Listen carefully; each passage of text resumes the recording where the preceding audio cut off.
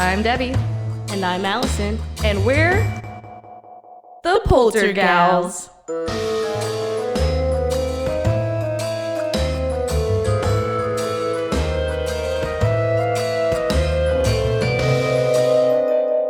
Spooky.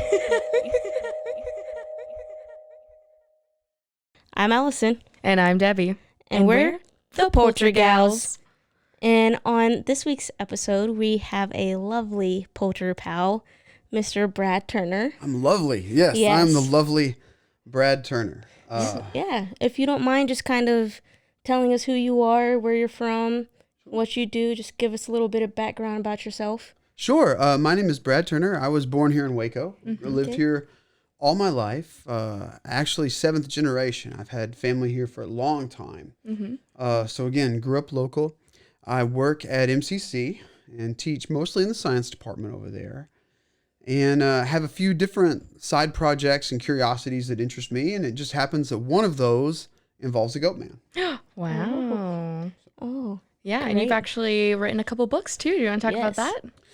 Yeah, I've done, the first one I did was a local history book called Lust, Violence, Religion, Life in Historic Waco. Right now, if you find one of those softbacks, every single dime of those sales benefits the Highlander Foundation for scholarships at MCC. Awesome. Second one I did was Cotton Bales, Goatmen, and Witches, Legends of the Heart of Texas. That book itself has kind of become a legend. It's a little bit of a sad story and how everything went with that one. It's hard to find those now, but still, luckily I can do events like this and talk with you. And the others are textbooks that people have to buy and don't want to read. But sales are good. So there you go. There you go. Sorry, capitalism prevails. Yeah. We talk about that a lot on the show. Don't worry. Don't worry. We do. Yeah. So if y'all haven't figured out, this location as well, it's just there. It's all over Central Texas, like Brad said. We do want to more specifically go over about the legends of Central Texas. So that's where a lot of our stuff, and we do thank you for sharing that book with us. Yeah, it was a pleasure reading. It was. I went through a roller coaster of emotions all the way through. What was it? 152, 62 stories, something like that. So that's in the book. I honestly don't remember. I think that's how many pages there. Maybe not. In the original Word doc draft, there's well over 100 in there. Oh wow! But not all of those went in the published book. Wow. Yeah, there's just Waco's a nice quirky town, and there's lots of good folklore history around here. Yeah, and today we're going to be getting into that. Oh, yeah. I hope I can remember them enough to say. No worries. We just recently read them, so of course we're going to have more insight. Oh, yeah. I might be a little rustier, so. No but worries. you won't know that because it's edited out. Exactly. Oh, no. Allison, you better get your editing finger. You better I might have do to some take finger this, warm-ups. Mike, you want to edit it? Oh, no. Okay, well, to get into the thing, one of the first questions we have is, what got you interested in folklore and legends, and what got you interested in the paranormal? Oh, well, so I'm mostly just like folklore and good ghost stories. I have no desire at all to know if any of this stuff is true. At all. There goes one of our other questions. I don't want to go looking for anything I don't want to find. Are they true? Are they not? I'll be honest with you, I could not care any less. The fact the story exists is what is merit to me. Not whether or not trying to track down its truth. Its truth is in its existence. The fact it's even there. No one stops to ask which Aggie walked into which bar and said which thing at which time. You just wait for the punchline. So what got me most interested in it, though, was in 2011... a student organization at MCC was hosting a ghost storytelling competition. Ooh. And I wanted to win. Nope. And the first thing I thought was everybody's going to go in there, and talk about the hook or talk about some random Bloody Mary thing or something. And I thought, man, I want to tell local ghost stories. I want to tell local stuff. So I was researching a history project at that time, and I said, you know what? I'm going to go and look up local ghost stories. So I went to the Texas collection at Baylor, and I was like, give me some good local ghost stories. and there's like 2. There's Decalamar West, Legend of Lover's Leap. Mm-hmm. There's Haunted Hill that a guy had sort of self-published a long while back, area around Moody. There's a Vertical Files, what they had, where it was cut out newspaper clippings. There was some oral history from Eichenberger Crossing up by the wetlands that he told one about the Lindsay brothers. But that was really it. Mm-hmm. And I was like, well, what do you mean? There's more than this. I grew up hearing more stories than this from people in my family. And I said, well, okay. I'd been trained somewhat in oral history when I was still at Baylor. I'm going to treat this like an oral history project. And I said, I'm going to start asking people, hey, you know any good local ghost stories? Mm-hmm. And if they were like, well, everybody knows at least a couple. Mm-hmm. I would immediately pull my phone out, have them tell me their name, and record it right there on the spot. Wow. I was like, tell me what you know. And if I heard the same story 3 times from people who didn't know each other, that's when I considered it more valid. Oh. So it wasn't just them making some random thing on the fly. So I treated it like sort of a historical insight. And if they didn't always perfectly align, sometimes they did, I'd go ahead and sort of put it into one bigger picture that sort of put the legend together. And while trying to research local ghost stories to tell those things, I discovered that there was nothing there. Nothing for when my great-grandfather would have been here. No real accounts other than Lindsay Hollow and Lover's Leap. There was no written account. And I thought, how tragic is that? I mean, right now we live in a period where we have more information available to us than ever before, right at our fingertips. And nobody had these stories written down or recorded. So I thought, well, you know what? I'm going to do that. I'm going to organize them. And as I was putting them together for the thing that night, that sort of competition, I said, you know what? I'm just going to try to do a whole book on this. Let's just see what we can do. And I was working with Mark Long, who's awesome. Love him. Shout at out. the time. Yeah. I was working with him, and he was like, yeah, you should totally do a book on that. And that's how the Goatman book was born. Wow. So it was all sort of this big thing at one time. Mm-hmm. It also coincided with, I had a part-time job where I couldn't leave. Like I had to sit in a spot and watch people take tests. Oh. And I couldn't do anything else. Yikes. So to keep me awake and working when nobody was in there, I would work on the book. Wow. Stuff like that too. Wow. So all that sort of came together in a nice, I'll call it folklore casserole. Oh. Like a folklore casserole. I love that. We're going to steal cheese, that. Extra cheese. Go to Sorry, the lactose sauce. friends. Sorry, lactose friends. Well, yeah, that's fantastic. That's pretty cool. Yeah, and so obviously you spoke a lot about the Goatman, but which one is your favorite, would you say? Is it like picking a favorite amongst your children? No, that's easy. Sorry, girls. I'm just kidding. It's not so much that I have one particular favorite as I have a couple. Okay. Or several that really stuck with me. A couple of them, people, right after I did that book, people would come out of the woodwork to find me, and they would say like, oh man, I know this story.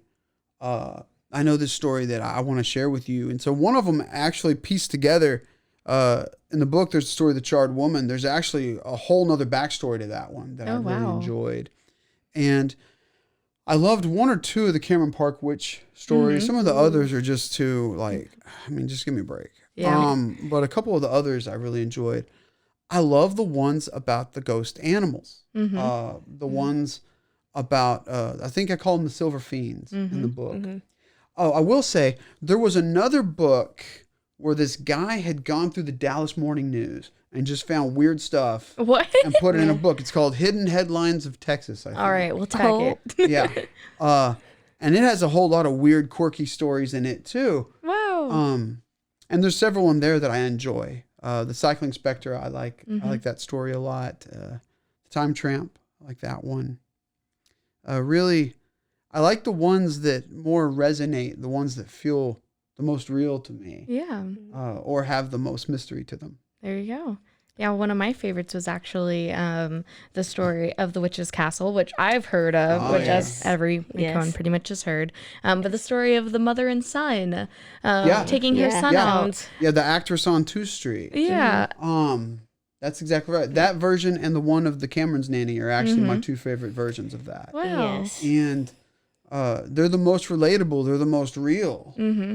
And I mean, just pulling in the aspects of like the historical aspect into it with the war and then her losing her son. And then it's more of like, it's a sad story, you know. Well, it is. But I mean, most of these are. Yeah. And the story of Lover's Leap with the 2 Native American tribes. Yeah, with Wawati and her lover. And, they ended up jumping. Which actually, there was even an off-Broadway play. I believe that's right. You can ask Dr. Sloan for more information on that. Shout out. Even an off-Broadway play about that was done, but no copy of the script exists. Just the cover. I believe Texas Collection has one of them. Interesting. Called it The Waco Maiden. Ooh. I think that's right. Again, I'm kind of rusty. On this stuff. No worries. So if you had to pick any one of these that you have done some kind of research on, if you had to experience one, what would it be? So, okay. I did put my car in neutral at Patrick Cemetery and it did move. Oh my god. That's the only one I really was like, I was there. Did you put the baby powder on your back tailgate? No. I didn't do that. Too far. Too far. Because that's obviously, my first thoughts were, this is just a play on the legend about the San Antonio and the school bus. The one everybody talks about. I was like, that's just all this is. And I was like, fine. So I had my What are you Ford. doing on Friday night? Yeah, right. So I had my old Ford and I was like, neutral. I was like, all right, push me. It starts to roll. And I was like, just a little. And I was like, I'm downhill. And I wasn't. Oh, and I was like, I'm good. Drive out. Again, I was like, nope. I ain't looking for something I don't want to find. And that's as close to knocking on the door as I cared to do, which in that story, there's actually knocking on tombstones and things like that involved. Oh, wow. So, no.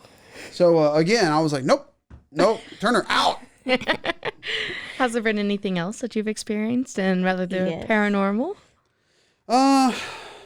Any weird happenings? None really worth sharing. All in all, again, I'm kind of boring in that respect. However, I'll give a shout out. You may want to talk to Cindy Little. Oh, yeah. Oh, yes. She's teaching her continuing education class right now. Oh, $65 a class. Join it. Yes. Also, shout out to Idiotic Ideologies. Shout out. Right we'll here. have them on soon. Yes. Hey, we're a small community. and they all do really good work. Yeah. Yes. And each of us has a different approach and angle to the subjects and things. And oh man.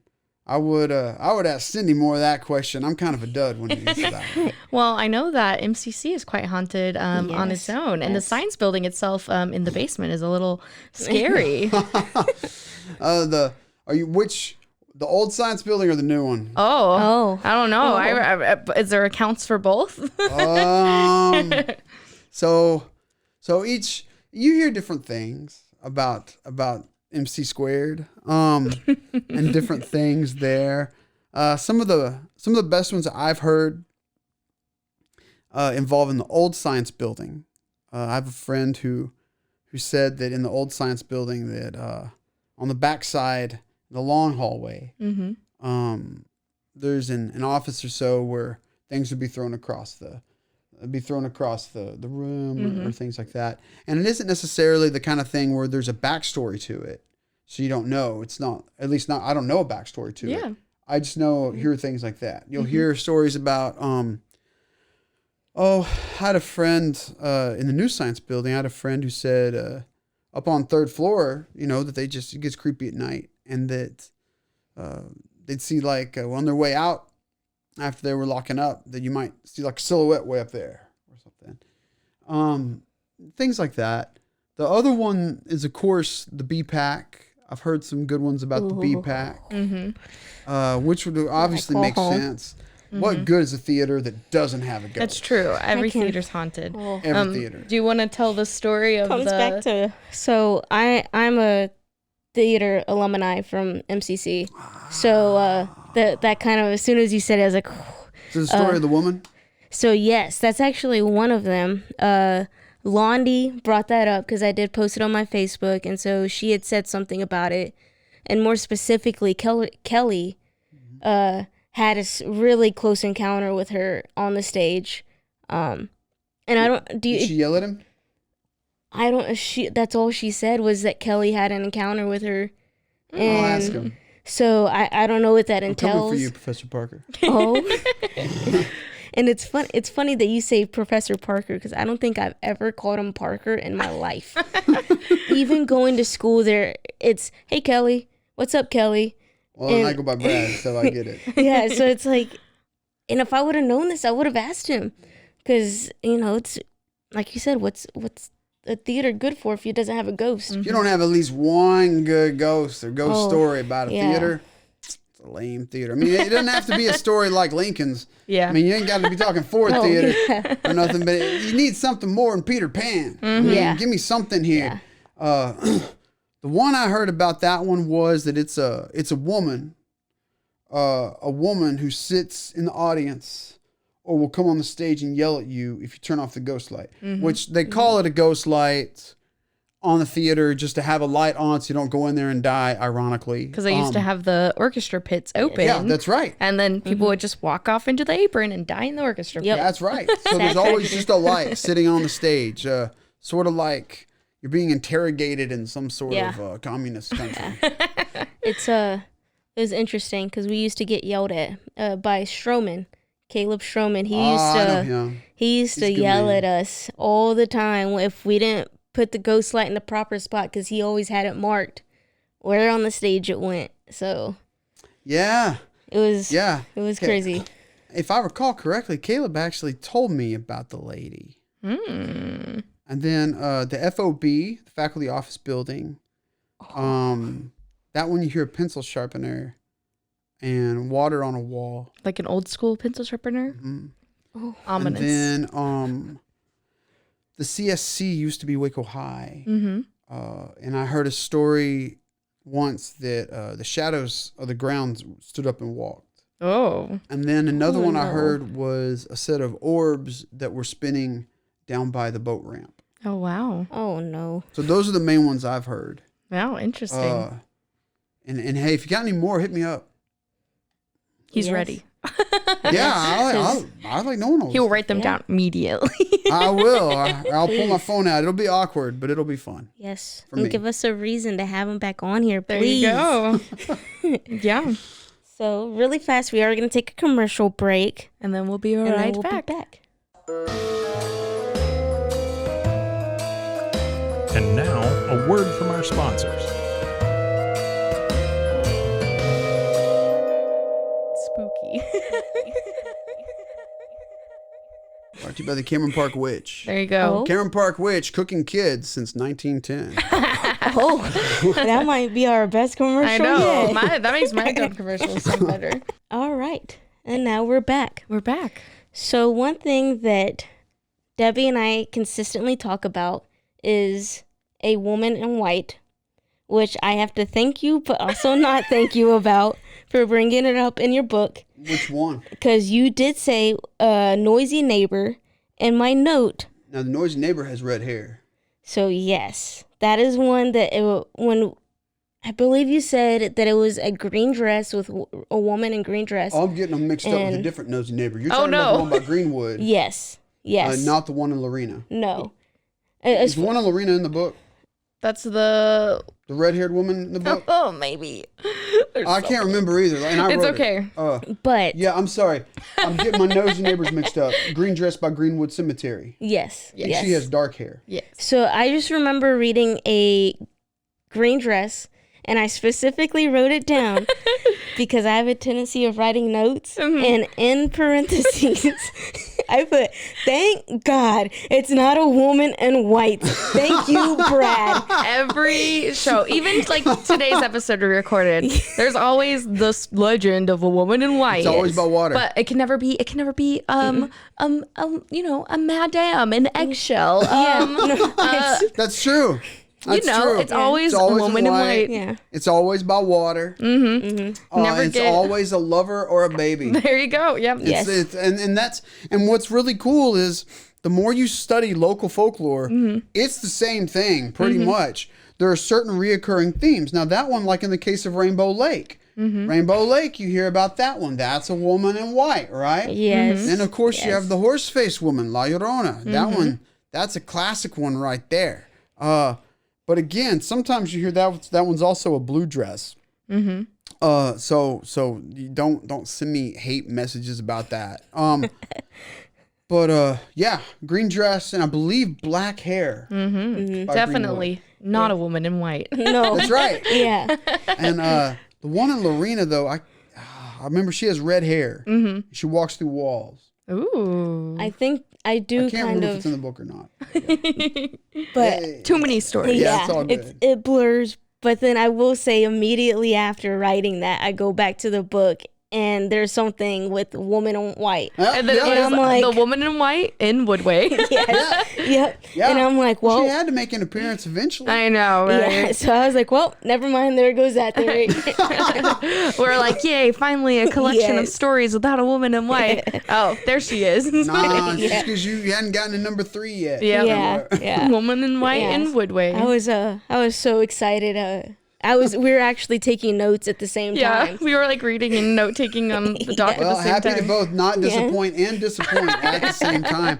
I like to keep that perfect balance and equilibrium of local goat man Yes. right there in place. Yeah, and so speaking of the Goat Man, what is one of your favorite versions of the Goat Man? Oh man. I think I like the mad scientist creating a goat baby and then it getting loose. On now that one, I had several people from West tell me that story. That's one up on Old Railroad Road. I think that's right. Say that real fast. There's a railroad crossing without any cars. Can you spell that without any R's? T-H-A-T. I can't spell anything, Debbie. I could hardly Have you never heard that before? No. I'm confused. A railroad crossing without any cars. Can you spell that without any R's? I like the riddle, but I'm still just wrapping my head around it. Well, it wasn't that. It was I think it's Old Railroad Bridge or Okay. something. Anyway, yeah, like a mad scientist or something dropped him off over there, and that's the one that I love that had idea. Heard.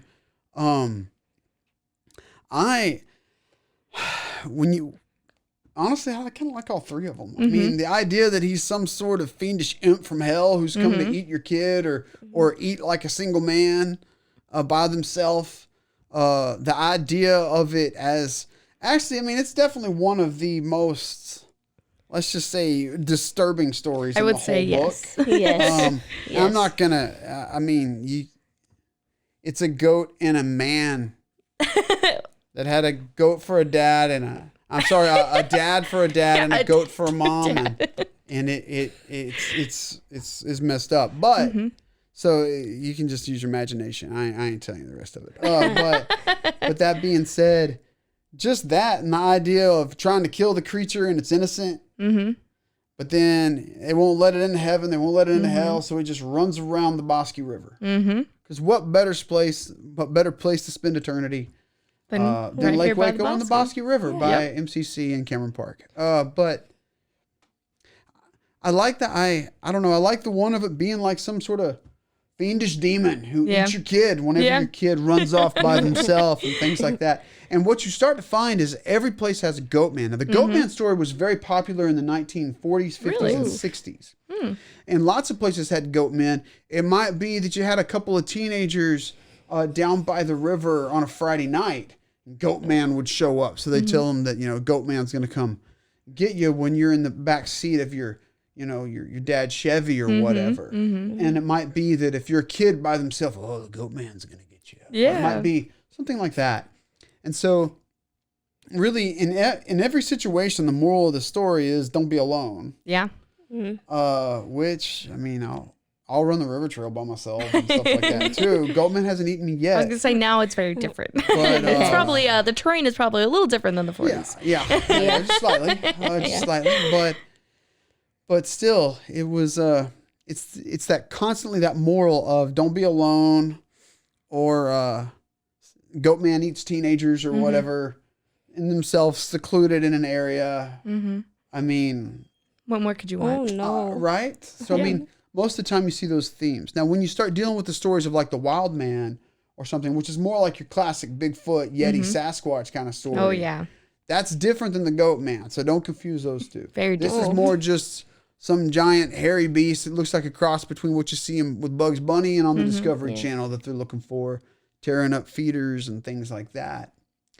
And hey, I ain't saying he ain't out there, and I ain't saying he is. All I'm saying is the people that have seen him will swear that they, and I'm not saying you hadn't. I'm just saying I have not seen him. Not yet. Not yet. But I ain't saying he ain't out there, and I ain't saying he is. I'm just saying he loves to tear up deer feeders, and he's mostly on the north side of McLennan County. There you go. And so, how much truth do you think there is to these stories? I could not care any less. Couldn't care. I don't. I could not care any less. You see, as Waco becomes more and more modern, we see us fighting to struggle to identify what does it mean to be a Wacoan. And it's at times like this we could very easily rag on our flower neighbors on the other side of town with the magic metal next to one another and their cupcakes. And they've done a lot of good things for Waco, and they've done a lot of things that classic old school poor Wacoans ain't too happy about. The thing is, they've taken certain things and been very smart about how they handled it. Yeah. And if we're all being honest, some of us are just flat out jealous it wasn't us. But these are all things that are stories we all share in common. It doesn't matter how much wealth you have. It doesn't matter how long you've been here, how short. If your family's been here a long time like mine, or if you just got here a month ago, you want to be a part of what it means to be a true Wacoan. These stories and cultures exist on their own right. The validity of them just existing gives them their merit. Yeah. It doesn't necessarily have to be, was there a former prostitute that had a child that went to war that she grieved, and later she became known as the Cameron Park Witch instead of the Cameron Park Woman. Changed over time. Honestly, it's a sad story. I hope it isn't true. Yeah. Could it be true? Oh, easily. Possibly. But each of them has an element of truth, even if that truth is only their moral. Yeah. Same as the punchline with a good Aggie joke. I say that as a 2-time Baylor graduate. But that same sort of scenario, you'll spend your whole life trying to find out if folklore is true or not. Yeah. You're probably going to be disappointed and miss the point. The point is it has merit just for existing. And the fact that it's about a place that we all share in common help us have a common identity. Yeah. Especially on a quirky side. Yeah. We have shared common identity when it comes to cults and tragedies. We do when it comes to cupcakes and Discovery Plus. We should also have a shared identity of culture that we can all sort of celebrate year round, but especially when it starts to get cooler in the air. That's usually when people care the most about the goat man. Usually. We're spooky 365. Yes, we are. And you should be too. But so, not to dodge your question, which I don't feel like I did, but to give you my honest response to it. Yeah. Again, could not care any less. Yeah. Now, that being said, I don't want to discredit people who have experienced traumatic things. I'm not saying what they've experienced isn't real. I'm not saying it is, it isn't, whatever. I'm saying I don't want it to happen to me. Yeah. I'm merely saying in my experiences, I don't want to find things that I don't want to look for. But I feel like these are cultural points that people are real funny about talking about, real quirky about. And we can throw some of that back to, Waco's religious roots, which I'd give an argument against that at some point or another. That's more of a of perception or a social memory than actual fact. But it definitely plays a part in it. People always talk real soft when they're telling a ghost story or a goat man story. They'll look over their shoulder, make sure the goat man isn't there, and then they'll tell a story. Or their eyes will change when they tell you a story like that. And so, again, whether it's a personal experience that's happened to somebody, or if it's retelling the stories that I think would have been around during the time of my great-grandfather and great-great-grandfather, I think it helps us identify ourselves. Yeah. There's my long answer that I said 3 times in a row. There you go. And one of the most iconic Waco center points is, of course, the Alico. Oh, yeah. Do you want to talk about the Alico for a moment? Waco's Goliath. Yes. That is correct. Yep. So the Alico building itself survived the 53 tornado. And that was a pretty big deal, especially considering the fact directly across the street, even now when you walk out, you can see the spinning memorials. For a long time, the historical marker was there because that's where 22 people perished in the R.T. Dennis building. Including women and children. Yes, that's right. 114 people total are credited with the death of the Waco tornado of 53. And the primary buildings that survived downtown were the old Roosevelt, which is currently, I believe it's the Roosevelt now again. It was a retirement center for a while. My great-grandmother lived there in the 80s and 90s. It and the Alico building survived the tornado, and nothing else did. And it's Wake, yep. Have you ever wondered why there's so much parking available in downtown Waco? It's not for a great reason. No. No. Because, I mean, you go to any other Texas city square, good luck finding, even a real dumpy one, and good luck finding parking. And Austin Avenue used to be a full pedestrian mall. Yep. It used to have did. buildings They tried all the way to down. reboot that in the 1970s. We see how that went. That's more involving issues involving race and issues involving economics. That's a whole other fun topic. Socioeconomic question. But we can go there some other point if you want. I don't have any problem with that at all. But, well, specifically, we should talk about some of the hauntings and weird things that happen in the Alico. Yes. Yeah. Well, so as far as hauntings of the Alico, there's one that I had somewhat heard, and I know there's bound to be better ones out there. Just that there was one, I believe that it's a maintenance guy who randomly checks it, and you see him particularly in the basement. You also see him in the stairwells. I've heard that story. But my previous point about the tornado was, it's where the Cotton Bales part came from, of the series I do with all the Goatman stories. Originally, there was a popular rumor that the Alico building was built on top of cotton bales. Waco, there's a big argument, is Waco a southern city or a western city? Well, it's probably more of a southern city, Fort Worth being more of like a western city or something. And at that period in time when it was built, cotton was still very prominent in the area. And they would put cotton bales in the basement. Well, it's because there used to be wells and natural springs that came up. They essentially were using the cotton bales like giant sponges to absorb the water and the moisture. You see it in common practice in places in Louisiana and New Orleans and things like that.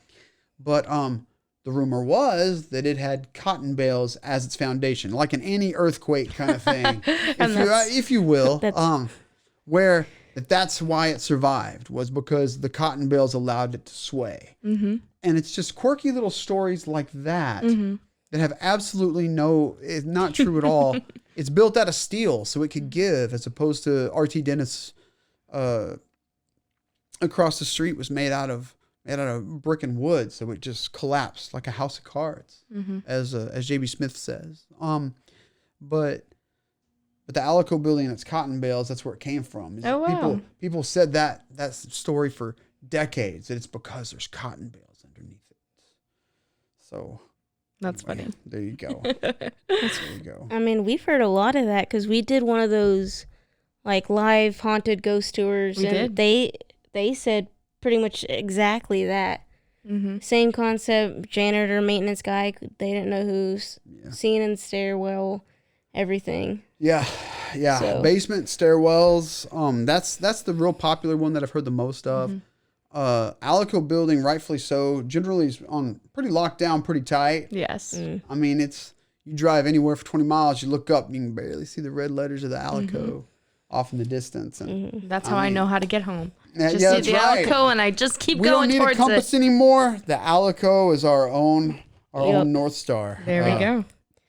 So I know one question that I was super interested in was the tunnels that run throughout downtown. Yes. And one of them was, part of it is the Hippodrome, which I've gone to several events there because my mom works for Baylor.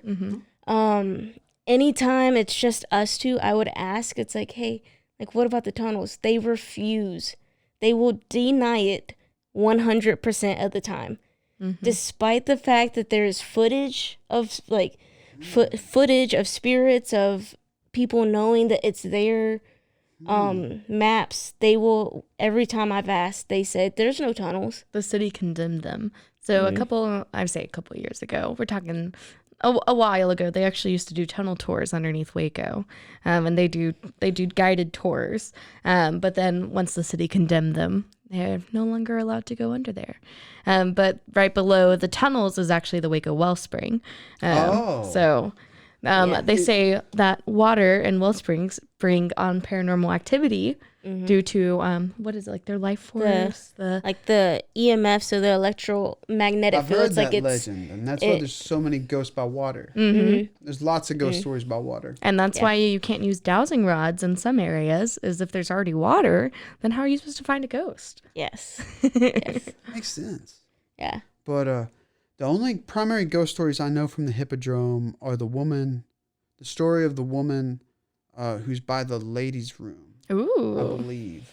I haven't heard that story. I can attest to that one. And this one, I heard about it long before it was redone, when the Hippodrome was still in a really sad place. Yeah. I mean, it's still kind of in a sad place. Well, I mean, it was, man, they spent some money on that place and really, really souped it up. So, I mean, this is more of, I remember going down there in the 90s, and it was sad. And, but I remember hearing about this before it was redone in the early 2010s.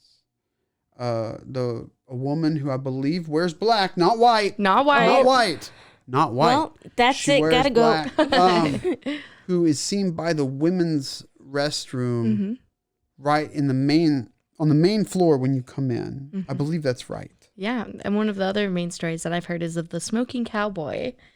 He's on the second floor smoking a cigarette or cigar, and people said they've seen him. He's like tipped their hat, lit up a cigarette, See, that was new to me. and then people smell the cigarette and they're like, "This guy's smoking in here? That's not allowed." Turn back, and he's gone, only with the faint smell of cigarettes to be left. See, I haven't heard that one. That's a good one. I know that when it was open and functioning, that some of the people say that the people in the dressing room, women's dressing room specifically, they will hear talking and banging like at the door, but then they go to the men's and it's nothing.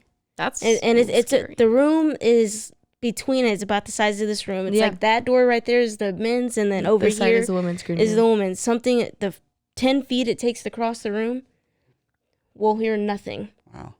Well, all I know is whenever you're looking for good local lore, theaters never disappoint. Civic Theater, I believe, has a ghost story with it too. I just can't remember all of it off the top of my head. And I remember even hearing stories about the old Jubilee and things like that. Again, some of them I'm a little bit rusty on, but I remember in particular the Hippodrome had some really rich ones long before it was ever even redone, because it's one of the oldest active places back in the day. In particular, that's where things would have been shown. The fact that it could do movies and live shows and everything else. And there was the fire there. Yeah, that's right. And the fire in that case as well, there was a fire in the theater, which we all know about, of which when they were trying to leave, the doors got clogged with people because there were too many people. Oliver Wendell Holmes joke here. And then ended up people being trampled and ended up dying right on the street, on Austin Avenue, from being trampled, right from getting out of the Hippodrome. So I'm not as familiar with that one. It sounds like I need to read up on my Hippodrome history. I believe that was in the 1920s. I could be incorrect. Oh, you're probably right. Like I said, I don't know. That one. I don't know that one as well. The main one I know is the story of the woman by the women's restroom. Yeah. That you see her in the mirror. Ooh. Oh no. That's a little scary. Oh, no. I don't like that. I'm not gonna look into the. I'm just gonna wash my hands with my eyes closed next time. Or just turn the light out. That won't be creepy either. Oh, that's definitely not creepy. Oh, that's a better idea. No, please don't do that. I don't want you on this show as a polterpal on the other side. Please don't do that. Yeah. Well, I think that's it. I think you've answered all of our questions. Is there anything else you would like to add for today? So I have a question for y'all. Yeah. What made y'all interested in becoming the Poltergals? Yikes. Allison? This is her brainchild. Yeah, this was all me. I kind of dragged her into it. But I don't know. I've always had a interest in the paranormal. My grandma is a psychic medium. And so it's one of those like genetic things. And so I'll go in and out. I've made it to a point where it's like a light switch. And most of the time, I'm just like, not today. So I'll just like turn it off, ignore all the signs, ignore their voices, and yeah, stuff like that. And so that's kind of what got me into it, was my grandma talking about spirits and stuff like that. Yeah. And I've had some, even in like my childhood home, I've had seen spirits, seen ghosts, heard them, seen them, felt them. And I was just like, great. Wanted to do the show and dragged her into it. Yeah. And I've just always loved the occult. I've loved anything spooky, dark, wearing all black, wearing anything, a little occult, if you will. And then, my parents said that maybe I had, usually they say like children and babies, right? And animals maybe have an extra sense. So my parents tell this story of me sitting at my grandparents' house. So they have like two entrances. They have one to the front door and then one to the garage. And they said I was just sitting there, minding my own business, playing with my toys, and the door to the garage blew open, and then I just followed the wind all the way around, and then there was like a hallway right around the corner, and I just watched all the way until it turned the corner. And then there were also some other weird occurrences that happened at my grandparents' house growing up. I grew up in West Texas, where there was nothing but dirt. So, what else is there to talk about besides ghosts and dirt? Maybe a few cactuses and mesquites along the way. But yeah, so that's kind of where my interest came through. And then also interest in Wicca, pagan, anything that is predating Christianity. So pretty interesting. Sounds like y'all have many different things that brought you to the subject. That is very true. And now we have the Poltergals. And so now we just get to be stupid and talk about spooky things. Allison tries to give history, and then I'm just dumb. So, it's fine. Boy, oh boy. No, again, stories exist for a reason. And even if their value is just entertainment, if it's to warn, if it's whatever. So the thing that brings me to it, again, is just the story itself, letting it be a piece of Waco that is represented. Yeah. So, no, I'm curious to see what else is said, or if anybody has any good ones they want to share. I will say this though: if it's about your house growing up, that's cool. I'll listen, but I ain't saying it because ain't nobody gonna sue me because their property value either went up or down on Zillow. So I'm just saying. Most of the stuff that's written about is also public places that we all share in common. Yeah. Things like that. Yeah, and one of your stories actually was about the Oakwood Cemetery. I think it was called The Shy Inquirer. Yes. The Oakwood Cemetery, as I've mentioned before, is right next to my house, which is one of the oldest cemeteries in Waco. Quite a few prominent figures are buried there. So me and my husband go and explore and see what we can find. But again, it's common areas like that bring us all together, and it's right around the corner, both literally and metaphorically. You can learn a whole lot about a culture about how they treat their dead. It's true. How they honor their dead. That's one reason why Dia de los Muertos is such a big deal. That's one reason why, in particular, cemeteries and culture. Every October, here I'll plug this real quick. Heart of Texas Storytellers Guild does living history in Oakwood, where people dress in character and tell the stories of people buried there. I usually tell the story of Bran in a tuxedo, of course.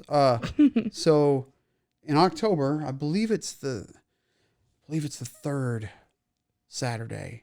Anyway, I encourage other people to come out and check it out too. It's not so much a spooky thing as it is just a living history and interpretation of the people and the lives that were there. It is quite interesting seeing some of the giant mausoleums that are still there, some of the huge statues. I'm like, well, you got deep Richest pockets. person in the cemetery. I think there was one that said, what did it say? It was said he was like an endowed livelihood or an endowed lively man or something. And I was like, oh, interesting. Okay. There you go. It goes on your gravestone. even after you're gone, got to make sure that gets on there. But yeah, so it's very interesting. And I've also heard that Molly Adams is buried there. She is. With quite notorious Waco history. And I would argue that one of the reasons why Molly Adams is so remembered is because there's a painting of her. It's true. You don't have pictures of many other things. And even if we look at darker pieces of Waco history, when we look at lynchings and things, there's only photographs of Jesse Washington. There aren't photographs of others like St. Majors. There's others as well. So don't ever, especially at that time, don't underestimate the power of a photograph or a painting of somebody. Yeah. Not that Molly Adams didn't have a lot of clout, but I think that she's gained more over time. I was going to say. Because we know what she looked like. Yeah. Interesting. But yeah, it's very interesting to put all the history and the hauntings into perspective. That's right. And that's why we do history first, then haunting second. Power of folklore. There you go.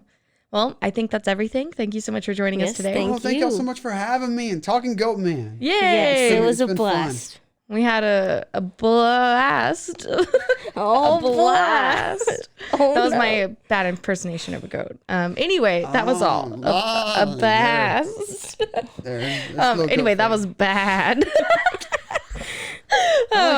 Well, thank you for joining us, and we look forward to doing this again. Yes, good times. All right. Bye.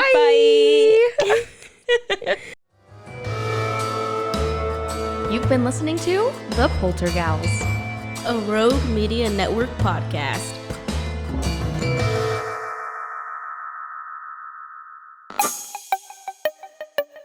This has been a Rogue Media podcast.